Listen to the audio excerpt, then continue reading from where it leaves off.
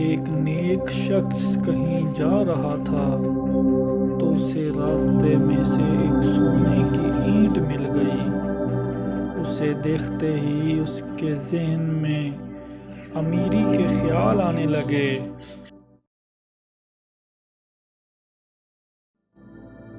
لیکن اس دنیا کی دولت نے اس کے باطن کی دولت چھین لی اور وہ ساری رات ان سوچوں میں گم رہا کہ وہ زندگی امیرانہ گزارے گا، اچھے کپڑے پہنے گا، اچھی رہائش گاہ بنائے گا، اچھے کھانے کھائے گا۔ غرض یہ کہ وہ امیری کے خیالوں میں کھانا پینا بھول گیا، ذکر اذکار بھول گیا۔ امیری کے خیالوں میں اس نے رات گزاری اور صبح ہوتے ہی وہ جنگل کی طرف نکل گیا۔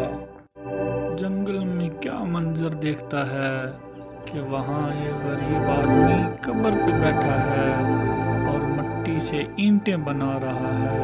یہ منظر دیکھتے ہی اس کے پاؤں کے نیچے سے زمین نکل گئی اور اسے آخرت یاد آ گئی، اور اس نے سوچا کہ ایک دن میں نے بھی مر جانا ہے۔ میری قبر کی مٹی گوندھ کر اس سے بھی اینٹیں بنائی جائیں گی، تو یہ دنیا کی دولت، یہ اچھا گھر، اچھا لباس اور اچھا کھانا پھر کس کام کا؟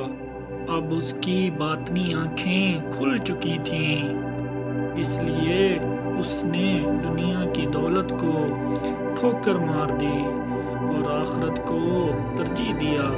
اس نیک شخص نے دنیا کی دولت جو اس کو ملی تھی، اس اینٹ کو، اس سونے کی اینٹ کو کہیں پھینک دیا اور اللہ تعالیٰ کے ذکر و اذکار میں مشغول ہو گیا۔